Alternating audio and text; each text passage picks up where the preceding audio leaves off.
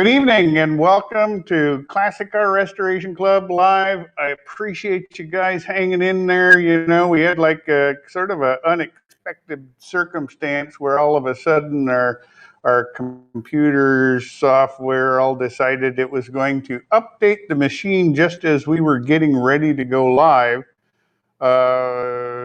We didn't plan it that way. We were, it's sort of, a classic case of, just when you expect everything to go perfectly, it has a way of teaching you something else.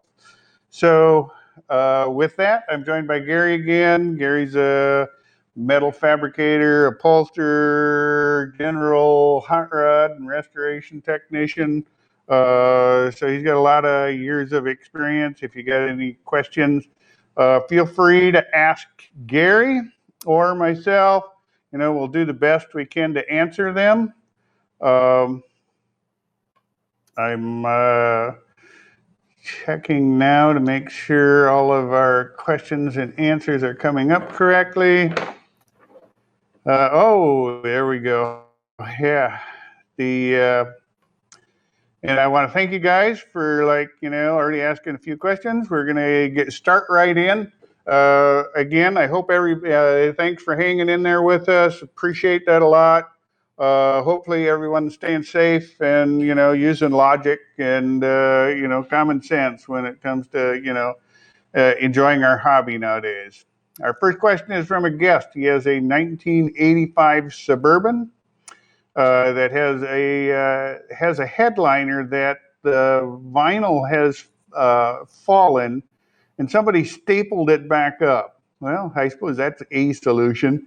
What could be used with a long panel such as that is an alternative to the headliner. Oh, is it alternative to the factory headliner? Well, actually, it's not that hard to fix the factory headliner, and that the cardboard or whatever. A lot of the times, what I'll do if it's cracked and it's drooping down, like instead of I'm imagining it's the headliner foam is glued directly onto a piece of molded cardboard. What I do is I come back in with cardboard or even sometimes cloth and just peel back the headliner in the bad areas and then, re-secure it from the backside and just add like one layer to the top and making sure it's real thin.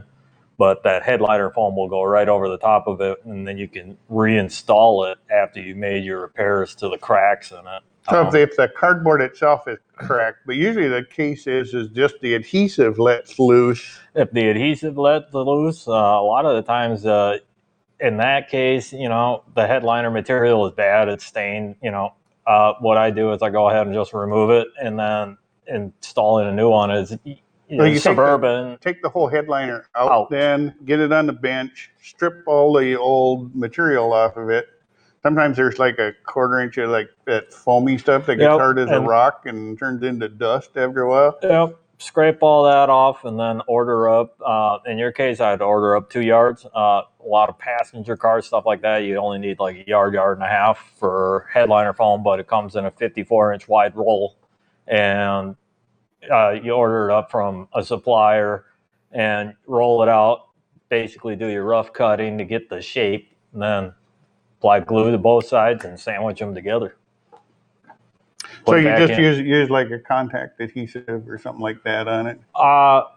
I wouldn't use the more common contact adhesives. I would use an actual upholstery glue, Landau top and trim adhesive like the 3M Super 77.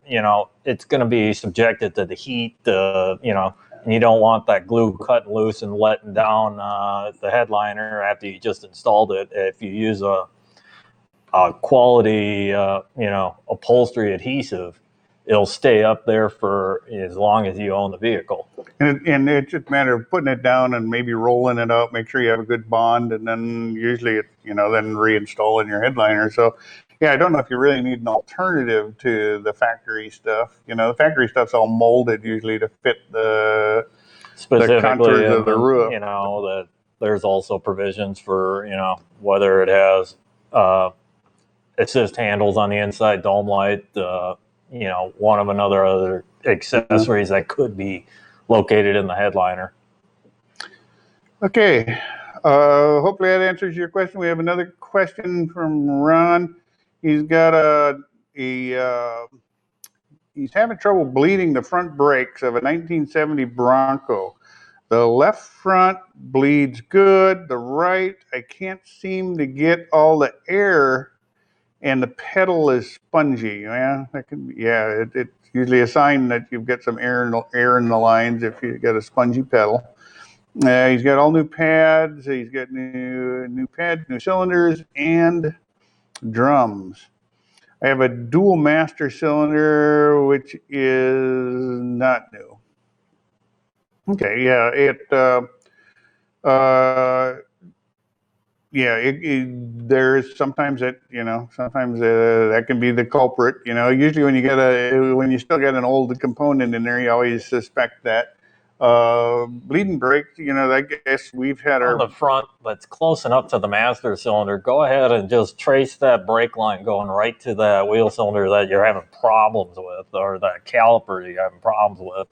Also check the flex line. Make sure that there's no rub or abrasion on that. Or that they have good tight fittings too. So sometimes it's not uncommon where they got that coiled spring stuff that goes around the brake lines for that to hold moisture and rot those out, and it could just have a pinhole weep in it, and that could be causing you all this frustration. So I'd say go ahead and replace that brake line. And it's not outside of the question that maybe you've got an issue with the master cylinder itself. But if he's getting air out in the lines, it's got to be coming from somewhere. So usually that's a sign of that there's if he's getting fluid out and he's not getting air. Sometimes you can run into a case where you've got like a little dip or something where by just using the brake pedal to force the fluid through, sometimes it can be tough to get the air out. I know we use a vacuum bleeder here.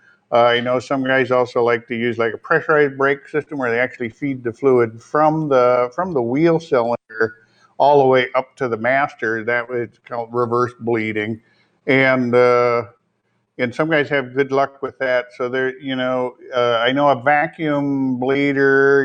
If you go to like Harbor Freight or something, you can get one for like under $20. I think even a Mighty Vac is like around $30, and it's a good tool to have in your shop anyway. So we've had good luck using the vacuum bleeders, even more so than pedal bleeding some brakes.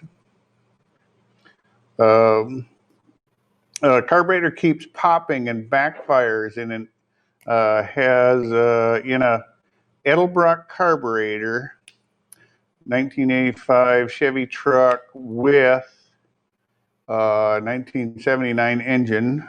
What do you think it could be? Usually backfiring through the carb most often tends to be a timing issue.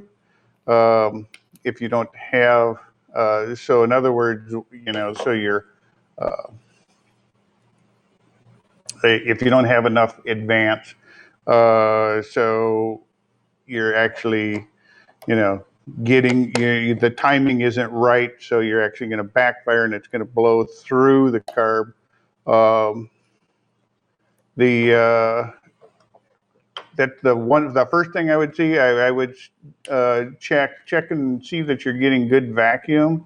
That can be an indication of bad timing. If it's like a steady needle, but if it's a steady needle at 8 to 15, that usually indicates like a valve timing issue. But if you haven't torn the engine apart lately, if it's right around 15 and steady, it's probably, ignition timing issue that you might be having trouble with.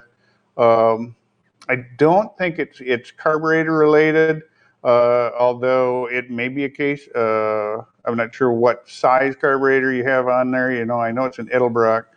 For a standard 350, it's normally you need about 650 CFM, about 600 to 650.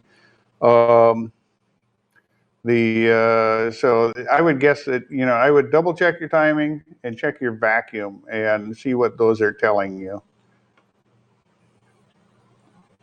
Uh, let's see. We have another guest who has a question. He has a 64 and a half Mustang, and that I have not started to refurbish yet.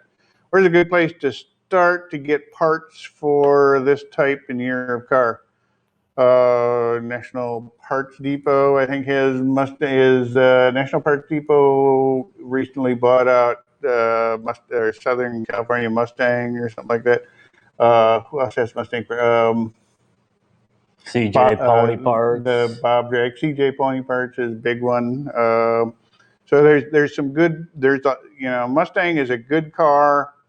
For availability of parts. Is a good car for a lot of people to start in restoring cars. If the last thing you want to do when you're first starting out restoring cars is have a car that you can't find parts for. And Mustang is one of those cars that there's like a ton of parts out there. You'll find plenty of people who argue which ones are the best parts. But at this point, if you're not worried about, which is the most Concours correct reproduction part available. You can build an entire Mustang out of a catalog. You can, yes. You could get everything you need. So the fact that they're so well established, they're so popular that you can literally buy all the parts to build a Mustang without ever having bought a Mustang. It tells you it's a good car to restore, because you're not going to spend months and weeks and countless hours searching down parts that you may never find. Not that those cars aren't worth it. They're actually kind of rewarding when you look for months for a part and then you finally discover it. But that's a different level of restoration. If you want to get your hands wet, I think a Mustang's a great car, great modern car. Mustangs and Camaros, I say, that's the cars to build, because those are the ones that are most supported by the aftermarket. We got Syed. He's restoring a 59 Cadillac. Ooh, that can be an expensive car to build. Wanted to enhance the stance by moving the front tires out. Can it be done? And if possible, what would you recommend? You certainly can, there's certainly wheel adapters and wheel spacers that can bolt to the hub and bolt to the wheel that can move the front tires out further. I know on some of the 50s cars that for whatever reason they moved the wheels even on the rear axles where they're really inset, but that makes it kind of nice for the hot rodder ones, but wider tires on the front and back all the way around. But if you're putting spacers on it, always double check to make sure that you can turn jack the car up, get the weight off of or get the car suspended off the ground after you got the spacer in there. Make sure that the wheels can turn lock to lock, and with the suspension under complete load, so that way you're not going to run into issues with rubbing or cutting of your tires if you hit a bump, or you're not paying attention and you turn the wheel a little hard and you cut or rip up in your fender. Yeah. And there's a few different kinds. There's some spacers that are just 3/16 of an inch or 1/4 inch or whatever, that just kind of bolt on and your wheel fits. It fits between your wheels. But they're kind of usually, as soon as you go past 3/16, you need to start putting longer wheel studs in if you're just going to go with just a single plate. They also have wheel adapters that go a lot deeper than that, 2-3 inches. Where the adapter bolts on, and then that adapter has its own set of studs that actually bolt onto the wheel. So, in real high performance situations, they kind of get a bad rap. You wouldn't want to do it if you're pushing 600 horse and you're worried about, snapping all the wheels up. But I've never, in the cars that I've had and know people have had that are running wheel spacers, like Ross on his Firebird, he has like 2-3 inch rear spacers to get his Corvette wheels to fit his Firebird. And he certainly lays down enough rubber in that car without any issues with never had an issue with the wheel spacer. So they can take abuse. Again, if you're doing real heavy performance and you got real sticky tires, maybe you don't want to use those. But yeah, there's certainly options out there if you want to just move your wheels out further. Again, that's it's going to affect where your wheels are positioned, but it's not really going to affect your stance. And stance usually relates to your ride height. There's certainly some, things you can do to change your ride height on a 59, but then you got to keep in mind if you start lowering your front end too much, that in itself can interfere with your front tires. David, he's restoring a 68 Pontiac Catalina. He needs I need door side panels for the front and rear. No one offers one. Does a 1968 Parisian fit a Catalina? I don't know the answer to that. They're certainly similar. I would imagine are we talking door skins or are we talking interior panels? Imagine he's talking about the door cards. The interior panels, interior door panel. 68 Catalina, I need side panels for the front and rear. Yeah, it sounds like it's the door cards. I don't know. I'll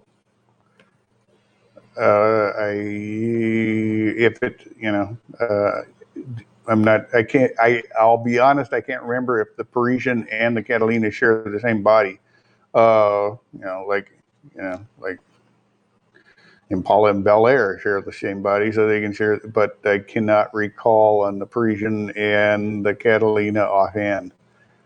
I would think that would be easy enough to research. If it's the same body, you could certainly use the same door cards, but although the upholstery pattern will probably be different. Can you powder coat leaf springs on a 63 Chevy Nova? The answer is yes and no. Powder coat is like a plastic. It's really tough coating. It can be a real pain to get off of stuff. When it does fail, it usually comes off in big chunks. And I know, if you buy, like I said, a coilovers, QA1, coilovers, they're going to come silver powder coated. So I guess it depends in a great degree the type of powder coating you have on and how much. I would guess that when it comes to powder coating flex parts, less is more. Flex parts, there's layers to your leaf springs, and then sandwiched in the very ends of those plastic tabs. And those springs do, as they flatten out, they do move along there. So that could be the big issue with why you can't powder coat leaf springs. You can powder coat any coil you want. Yeah, well, you could also run liners. I know some guys that run liners the full length of their leaf springs too. So that would maybe get rid of some of the tension in there. I don't know. It would be. I haven't actually heard of anybody powder coating leaf springs, but that doesn't mean they don't do it. Doesn't mean it can't be done. It just might be something that fails as it's, constantly riding on steel, basically. I wouldn't guess it would be a long-term fix, regardless, so.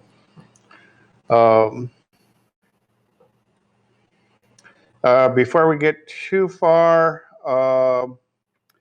down below here, guys, there's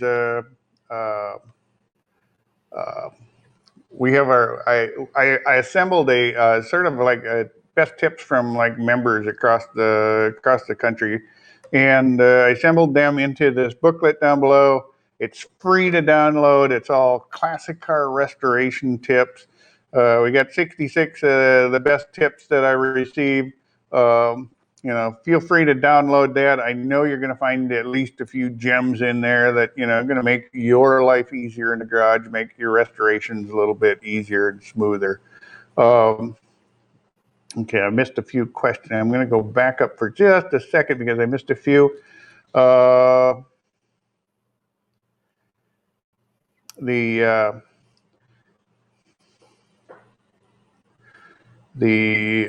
David Martinez asks from Facebook. Hi, David. What do you think about changing the battery to a bigger one for my 50 Plymouth? I'm a big fan of big batteries. I live in Minnesota where you More need enough cold cranking amps. you need enough cold cranking amps to drive your car into town on the starter. But in honesty, yeah, there's no harm in having a bigger battery. Yeah. It's just more reserve power you have there to, fire things up, or in the event you're at the car show and you played your radio for a while too long or whatever, at least you can drive home. So my motto has always been, give me the biggest battery that'll fit in my battery box, and I'll be fine with that. Yeah.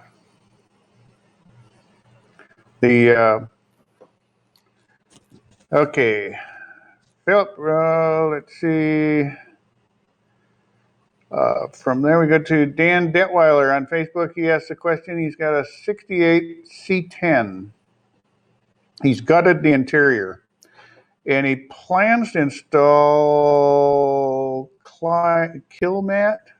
I wonder if that's like a brand name. Should I cover as much of the interior of the doors as possible, or would it just a large patch do?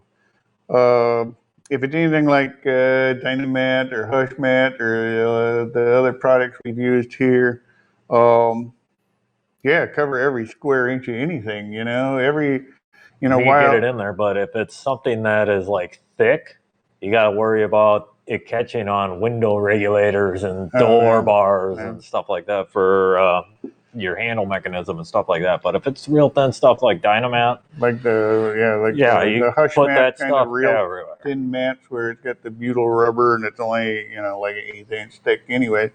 Yeah, when we do a car here, we usually every square inch of when you're all done, you can like crawl in and the stuff is everywhere. Remember, it's not only a sound. You don't need to eliminate sound. You just need a few pieces. But to eliminate heat, you want to get rid of anywhere where heat can get through. And that mainly means every square inch that. Yeah, and once you get it installed, you will notice a considerable difference if you install it in every square inch and you leave it out in a hot parking lot and then you climb in. You'll realize that it's considerably cooler in there. Yeah, it makes night and day difference. It's like, years ago I wasn't a big fan of it. Although part of me was always like, I'm going to bury it anyways, counter. And I have X number of dollars to work with. But after you build a few cars without like insulation and sound control in them, then you realize, you got the heat coming from the floor and the exhaust firewall cooking you, and makes a world of difference. It's an improvement you'll make to your car that you'll never regret if you do it. We have a guest that writes in. He has a 1928. 1928 what? I had the same issue with oh no, he's guest number 19. No, two guests. He's responding to another member. Ended up being a pinched fuel line, not enough fuel. Well, that's possible. It could be a fuel delivery issue that's not getting there. All right, Greg on YouTube asks, when in a restoration project do you feel confident to drive consistently? When do I feel confident to drive? what are your major benchmarks? I'm a novice working on getting my 78 F-250 inline six rear wheel drive. I'm working on getting it back in order, but I don't want to explore or neglect something a more experienced mechanic would notice.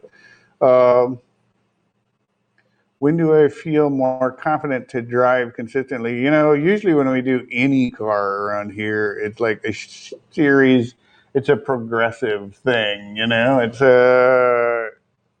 when you finish, even the most experienced mechanics can miss something when they restore a car. And, or there's, even this one A here when we bolt finished or a it, fitting got left loose. there's just, or something that needed to be adjusted, here I found out on the 1957 DeSoto that the the brake booster is adjustable. I've never had a car with an adjustable brake booster, and I didn't know that there was such a thing as an adjustable brake booster until I had one of these cars. And it's a kind of, there's a million little things that can happen. So usually our trips are real short to start with. They're around the block, or maybe it'll go around the block, maybe a couple times around the jack block. it up, take a look underneath it. Or then, or sometimes squeaks or rattles. Sometimes we have somebody stand out in the road when, we drive, up and down the road a little bit past them. Do you hear anything, see anything? Is it, having another set of eyes, on the outside looking to see if there's something strange going on. It's surprising. The biggest thing I can say is get enough eyes and take, short trips, and progressively as you start building confidence in things working, you'll know when it's time to go a little bit further, push it a little harder. But at first, stay close to home.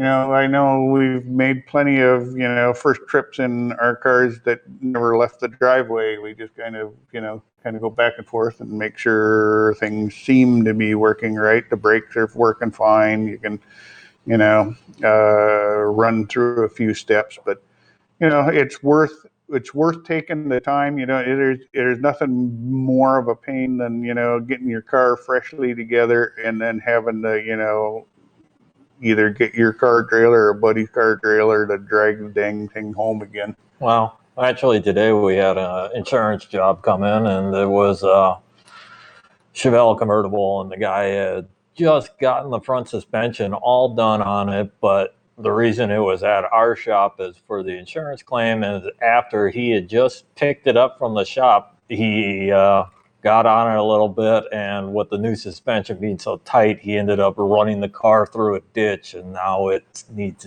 extensive front end repair work.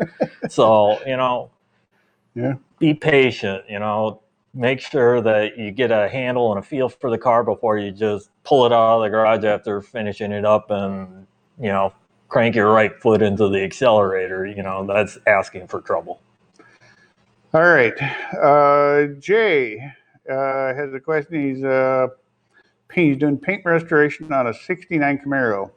I want to do as much paint and body work as I can before renting a paint booth. If I start with bare metal and I work my way up, what steps should I take to maximize my quality of paint work if time is no factor? Never have I worked with paint or body before. Block or priming minimum of 4 times. Well, your body will tell the body will tell you, or more. Okay, to take it from bare metal, assuming you're starting at bare metal. Typically, we slap everything in epoxy primer. Humidity is going to take that bare metal and turn it into rust, and you'll have to reblast again. Yeah, so coat it right away. If it's small spot work, you can use self-etching or just smaller parts. But typically, if I'm doing a whole car, I'm going to start by prepping the metal, and then giving the whole thing a coat of epoxy primer. And depending on what color, usually you use epoxy primer that's in the same family as whatever your top coats are. But a lot of times you're going to be putting filler primers on top of it anyways. So after we go from epoxy primer, if there does need any body work, usually we get it all in epoxy primer, so nothing's rushing. We don't have to worry about flash rust. We don't have to worry about coming out into the shop the next morning and find out we got orange all over the car, because we don't want to bury a bunch of rust inside the car. And metal starts to rust the moment it's exposed to air. Rust is air, oils, like oils from your hands. Oils and water and humidity and all that make it rust faster, but ultimately rust is iron reacting to oxygen. Oxidation of the metal. So what we want to do, so as soon as you expose it, it starts to rust. How fast it rusts depends on a lot of other characteristics. Temperature and humidity. So if you strip it all down, get it in primer right away. Granted, sometimes you run into cases where you got to keep it in bare metal for a while. In those cases, wipe it down with something that's going to protect it. It could be automatic transmission fluid, WD-40, anything that's going to. There are some things you can do to preserve it, but the best solution is to get it in epoxy. After it's in epoxy, you can scuff it. If you got to do any body work, make sure any dings or anything like that, take care of those. And then you start putting on primer fillers, primer surfacers, and that's when you're talking about blocking it out 3 or 4 times. It's not really necessarily a number, usually when you're doing blocking like that, and for a long time I used to use like a couple different colors of primer. Now I tend to use the same color, but sometimes I'll add like a little of a different color primer to it. Some guys prefer to use the carbon guide coat stuff and put that on there. So version as well. So as you actually, you can see your highs and lows as you're blocking. As you're blocking, you'll see if there's any highs and lows. You'll see, you'll be looking for those sharp little areas where, you're sanding and suddenly you got a little sharp area and you're smoothing that surface out. So you'll see as the primer breaks, and you'll see if there's any areas that need to be worked out more. And you'll, like I say, the car will tell you when you're done blocking, because you'll get, you'll be blocking, it'll come across smooth. Right. It's never going to reveal perfectly even, because, you sand more in one place than another. But another thing to remember here is you can't do a whole car. You're not going to do a door skin with a 4-inch block. You need to pick the appropriate block for what you're using. And they do offer quite a few like starter kits and stuff like that via Eastwood or multiple other companies. But the Durablocks I like the best because they're lightweight. So if you're sanding something like the hood on something that's big and flat, it makes it a lot easier that you're not pushing down or pushing waves into it. You could run into trouble with that. But another thing is to make sure you end up straight is, don't keep using the same piece of sandpaper and go around 3/4 of the car. Get some fresh, sharp grit sandpaper on there and do your cutting with that, and then progress your way, up the grits until, you're satisfied. And a lot of guys, and I do it too, is, just use your hand to feel the surface, or, you can use water or a prep solvent cleaner to spray the surface of it to see if you got any little waves or warbles or any of that stuff in your primer before you even get paint out. And then, once you're happy, once you get all the, you've blocked it out several times, you got all the little nicks and all the little weird stuff kind of straightened out, then usually what we do here, what I do is some guys will want to use a primer sealer. I'm not as big a fan of sealers. They work good, but a lot of times you have to be top coated right away. Yeah, usually those need to be top coated right away, so it becomes part of the final coat process. If you want to do that, that's fine. One of the things I do is I just top coat with another coat of epoxy primer or epoxy primers, and that acts like a sealer. It will seal up everything that's below that. It'll seal up, finger oils and all that. and I can scuff that and clean that and get, so on top of that, I'm putting my final coat of, And another thing is whatever color you're using or spraying, you can, it's going to depend on whether you're going to stop at 600. If you're going to spray like a real fine metallic, you're going to probably have to go up to 800 grit, and that's the whole car. In those weird little nooks and crannies, your best bet is just to go with the red Scotch-Brite. That's the equivalent to like 320 when you're talking about the inside of door jambs and stuff like that, where you got to get in there and scuff between coats. You can't just keep layering the stuff on because you're not going to have that mechanical adhesion between your coats. There's a couple other things that are out there like sponge sanders and stuff like that. It's whatever you got that can get in there. And if you ask enough body shop guys, they're going to give you like, and 10 different body shop guys, you're going to maybe get 10 different answers on, what's the best way to get the best paint job. A lot of times, a lot of guys will like, the best advice I can give you is to, just try it, do it, and, get as much advice you can on the front end. Ultimately, you're going to decide on a process you're going to use. Go forward with it, and you'll discover what worked for you and what doesn't work for you. What works for me may not work great for you, but that's the beauty of it. But don't take just my word. Talk to a few paint guys, and I'm sure you can get like a consensus of a process at least to move forward. I'm sure there's plenty of videos out there online as well. We got some on in the site. So so yeah, 4 times as far as block sanding, maybe not. Like I say, the car will tell you. And good luck with your project, Jay.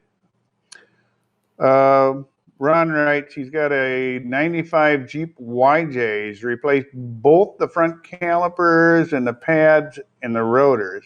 Both front calipers and the pads and the rotors. Okay, so he's replaced all the brakes on the front. The brake pedal's firm. Right side spins easily. Left side is tight but turns. Original power dual master cylinder. Is there an adjustment that I can make or just wait until the pads wear in? It might be that the pads will just like compensate and come. It might, if I would guess that if if your pads are dragging, it's probably the slides themselves. They're not because sometimes there's just enough corrosion on there where the pad won't slide in that. Because it's actually the run out in your rotor, because your rotor's not like 100% perfectly flat. And it's the little bit of run out that pushes the pads out far enough, no longer in contact with the rotor. And if you find that they're dragging a little bit, a lot of times it's just because your pads are in contact with your caliper bracket, top and bottom, so they slide on that, and they may get stuck if it's not really clean. Sometimes they have these little metal inserts, but it's a good idea to check those and make sure those are in there properly, and that your pads will actually move out as the wheel turns. Yeah, when you were taking the brakes apart, if you saw signs where you laid out your old pads on the table and one of them was really skinny and one of them was real thick, that's going to give you your, indication on which one's sticking or which one's hanging up a little bit. It's not uncommon to see one of the pads hanging up a little bit where it won't slide back. And that's the one that gets worn up to, nothing, where the pad on the other side is almost looking like new, so that's not that uncommon to happen.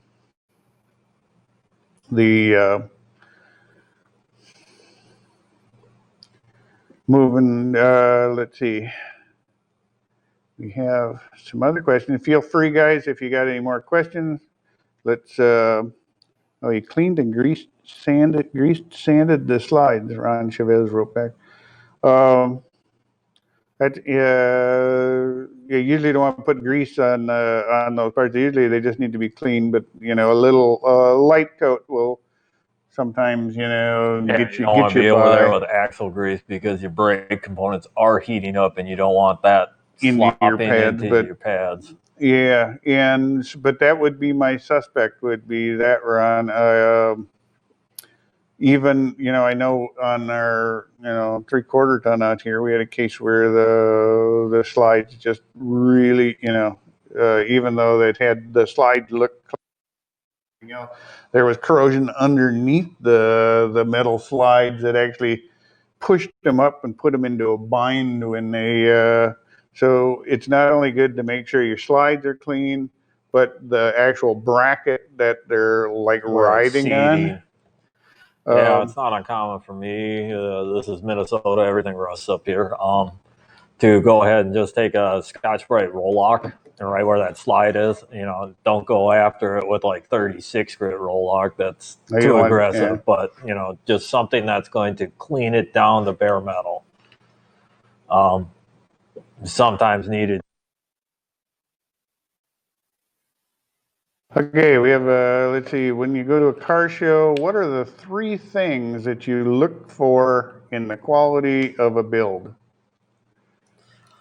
Wheel, tires, stance, interior, paint. Yeah, and well, those are the big things you look for, but as far as the specific quality, I look for the details, it's like how much attention is there to the little detail. Yeah, you can notice that like right away on the engine compartment. In the interior, how clean and neat everything is. Even if it's a restoration or resto mod or full blown, drag car, it's how well they tidied up everything, where they cleaned up, the wiring so it doesn't look like a pool of spaghetti Yeah. underneath the hood. And Yeah, I think we've all seen like really nicely painted and restored cars, but then there'll be right along next to them, there's one where every underhood yeah, details in like every place and bolt underneath the hood every is different shape and size, and it's like, come on.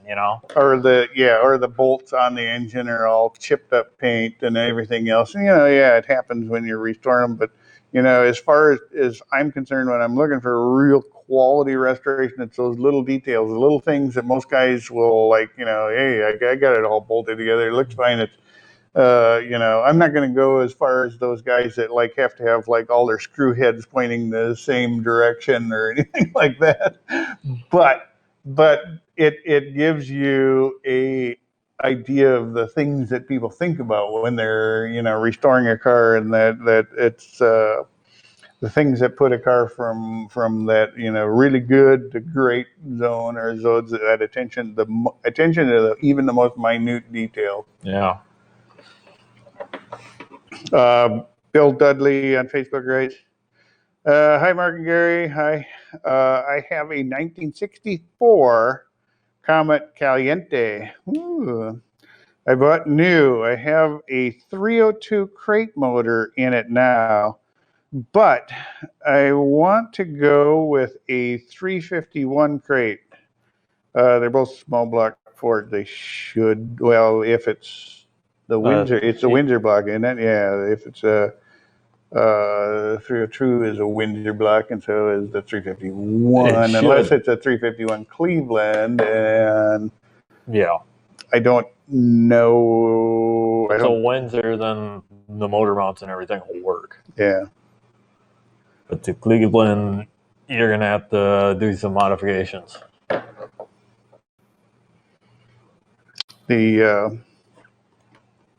You've done more of those than I have. The only thing to be thinking about is, clearance for exhaust. You may have to end up putting headers on it. I don't know how tight the exhaust manifolds are to the inner wheelhouses. On a Comet. Right. I think, well, you mean on a Cleveland block, right? The 351 Windsor block would be the same block as the 302. And it should fit. I don't know. Good question, though. We need our Ford guys. All right. Moving forward, guys. We do have some other questions that have come in. Again, there's a tips thing down below here. There's 66 tips. I assembled that for you guys. It's basically a bunch of tips that we've got for, how to make restorations better, and how, quick tips on how to make things easier and do stuff. It's a great thing.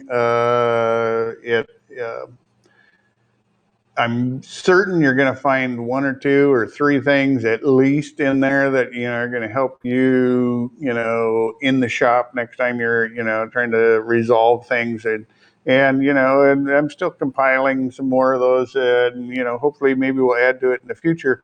But to go ahead and download that, take a look at it. I think you'll enjoy it. It's free, so enjoy. Greg Vento writes, he's got, in your opinion, what was the last purely mechanical American, what was the last purely mechanical American car or truck made? Purely mechanical. I'm assuming without computers, without the, wow. I'm thinking it's got to be a Dodge diesel truck from the early 90s where it had the Cummins and the mechanical P pump or whatever. But they still would have had some computers back even in there. I'm thinking got to be somewhere in the 70s, would be my guess. By 1980, Ford started messing around with computer operated variable Venturi carburetors and stuff like that. And Cadillac was messing around with O2 sensors, catalytic converters, variable valve, stuff. That stuff gets weird. And there was like enough other weird stuff that kind of came around, late 70s into the 80s. My guess would be somewhere in the 70s when they started getting away from. I think it came about from the fuel crunch. As cars started getting more, usually about mid 70s is when they got rid of, where they started having electronic ignition, and then they started having ignition control modules, and they started having, the basics, the beginnings of where it would go. So, purely mechanical, in some ways, I'd almost want to throw out anything with the HEI ignition, because a lot of those had,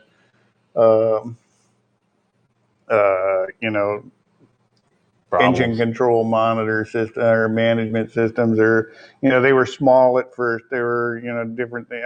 I would guess early 70s. Somewhere in the early 70s is when points went away. Everything started becoming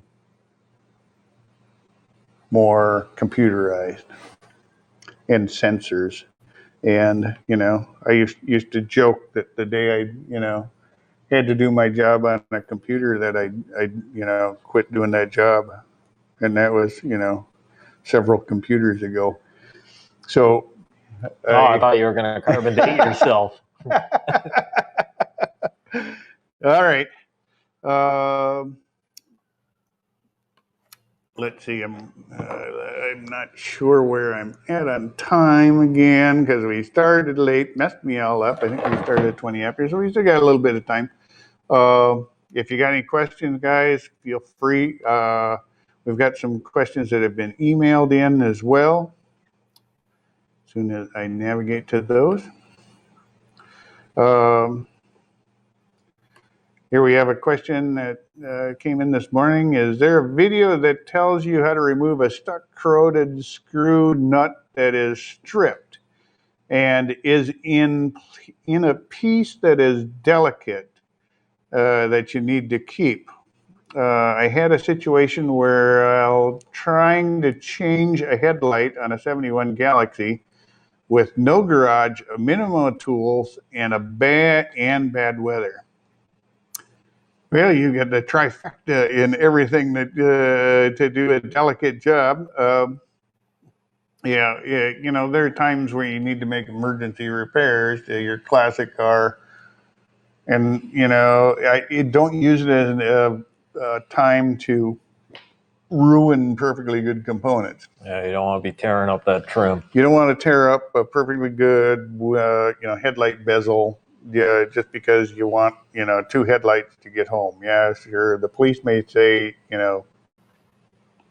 hey, you need two headlights, but in most cases they'll let you drive home with one headlight, and you can, once you're home, you can take the time to, change it in good weather, or in a garage, and then using the right tools. As far as getting the screw out, they do make, I'm imagining if it's in a headlight bezel, it's going to be a Phillips head screw.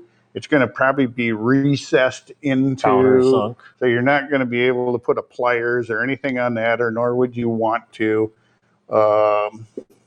And there's an easy out drill bit and driver sets where we've all seen the infomercials on television, but they offer them at basically any hardware store or big supply places like Home Depot or Menards and stuff like that, where you could get a drill and actually, yeah, some of them are like cone shaped, where they have reverse kind of reverse. You have to use your drill in reverse, but you can sometimes, those are grab and pull out a screw.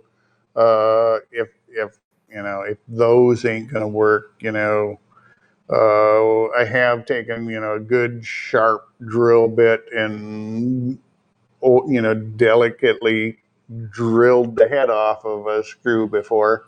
And you don't want to go with the same diameter of the head. You just need to be as big as the shaft. Yes. It'd be as big as the shaft of the screw. You don't need you don't need to remove the whole head. You're just trying to remove the part that's attaching it to the shank. And so if you delicately work, take your time. That's why you're not going to do it outside in bad weather, because you're not going to be able to take your time and do a good job with it then. Granted, if you were on a multi-day road trip, yeah, you're still going to be able to find yourself a day where you have good weather and you can, maybe accumulate the tools and what you need to do the job Or you properly. could be at the gas station or something where you have something over your head and you're not trying to work in the rain or something.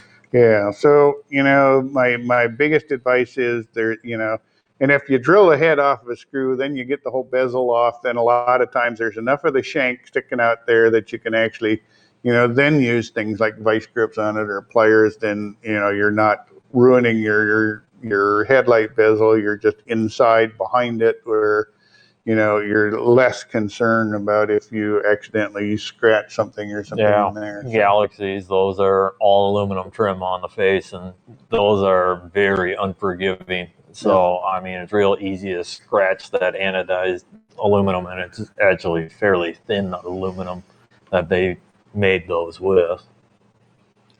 Let's see. Ron writes, thanks again, Ron. How does the torque converter get fluid? Is it connected to the transmission? Yes, the transmission pump fills the torque converter. Do you have to remove the torque converter to put the fluid in? No, you do not. My transmission skips a bit and fluid is low. Don't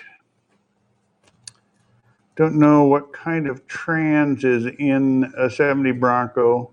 70 Bronco for an automatic would be a lot of times either a C4 or C6.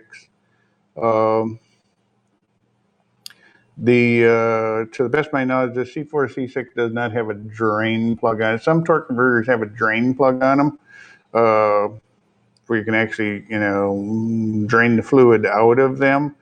But as far as filling them, as the transmission runs, it will, normally when you put a new transmission or new torque converter, when you're assembling an automatic transmission into a car that's being rebuilt, or you've rebuilt the transmission, you're putting it in, normally you pour fluid into the torque converter to start. Will an empty torque converter fill up? Yes, it will. It will pump it out of the tranny pan itself. There is a fluid exchange back and forth to the torque converter. But it's always a good idea when because there's basically two impellers in there. One that are spinning, one spins and it forces the other one to spin. So it's a soft coupling. That's why you can stop your car and it doesn't like lurch like it does with a clutch, because it's a soft coupling. It's just two fans blowing against each other inside there. And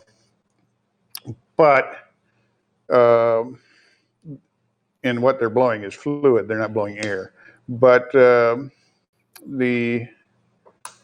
there is fluid exchange then also between because your transmission pump will pump fluid through the torque converter and back in. If your torque converter was dry, it would fill it. It'll rattle like a son of a gun until it does fill up with fluid. And there is like a regular if your pump is running, if your car is running, and the transmission will pump fluid through and circulate the transmission fluid through the torque converter and through the rest of the transmission.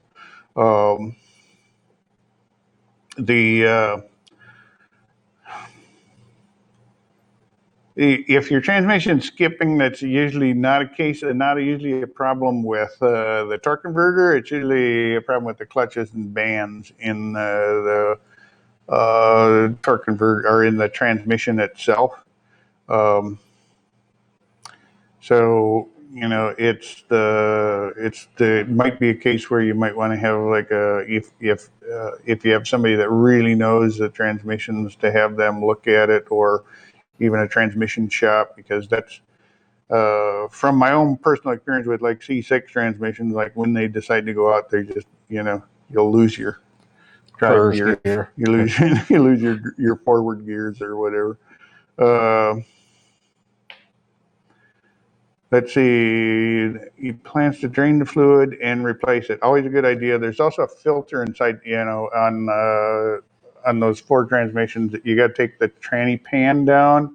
There's a filter in there. It's always a good idea because that gets clogged up over time. You want to take the pan down, put in a new filter, and bring up the pan, and also seal it. Don't over torque the bolts on the pan, otherwise they'll leak. But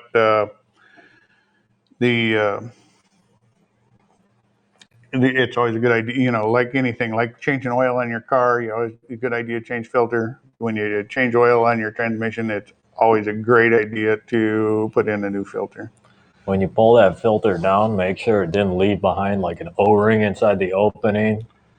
It's really easy for that to happen, and then you go cram the new one up and it's not going to seal because it's double gasketed. Same thing you run into with oil filters. Sometimes they'll get stuck to the engine and you run a new filter in and you wonder why it's leaking. Let's see. Is the fluid in the torque converter connected to the transmission? I answered that. Transmission fluid is low and is skipping a bit. And my plan is to drain and replace fluid. I need to worry about filling the torque. You do not need to fill the torque converter. Drain it. When you do a transmission drain, it's not going to drain all the fluid out of the torque converter. But you don't need to, it just becomes part of the process. Transmission does have a drain plug. That's good, but in this case, I want you, it'd be a better idea to take it completely down and replace the filter at the same time. Can't find a transmission gasket for it. what would I use? A liquid gasket. You can use a liquid gasket or like a RTV Permatex.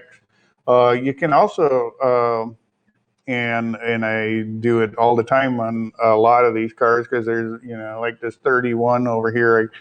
You can't find most of the gaskets for it, but you can go get a sheet of gasket material. And Rubber or cork. yeah, and they sell different thicknesses, different types, everything else. So you get a sheet of that, lay it out on the table, and take your pencil and Take draw your it, pan, draw drop it it out. right down on top of it, and that's your pattern. Yep. And what I've done in the past, I've also put pans on top of it and just used this can of spray paint. I need to paint the pan anyway, so I just go around and then I've got a perfect pattern with all the holes in the right places. I just have to cut out exactly that and then cut out the middle. Um, it's uh, especially on older classic cars, it would. I find it hard to imagine you can't find a pan gasket for it, but it's possible. Maybe on the Broncos they had a slightly different They pan could on have them. been I don't. glued on from the factory then. Yeah. And especially as much support as the Broncos. Yeah, the early Broncos have gotten a lot of support in recent years, though. Actually, with parts, it used to be an impossible to find car, is now much Not anymore. easier. You can buy a whole body for one of those too. Yeah, it's surprising how the aftermarket has embraced them. Well, guys, I want to, again, one last time before we log out here, there's the tip section down below here. Yeah, feel free to go down there, download that. I think you'll enjoy it. I want to thank everyone for coming out tonight, and thanks for all the great questions. Appreciate it. We're anxious to, and like I say, anytime you guys have questions, feel free to ask them. If you see somebody else ask a question, you want to, it's not a one-way street. We're not here to just preach one way. Sometimes you guys have the answers too. Feel free to add those in the comments too. Always anxious to get, some interaction going. Again, thank you for dealing with us tonight. I know I'm sorry for the little bit of a late delay caused by, some computer trouble. But with that, I want to thank you for coming out and look forward to seeing you again next month.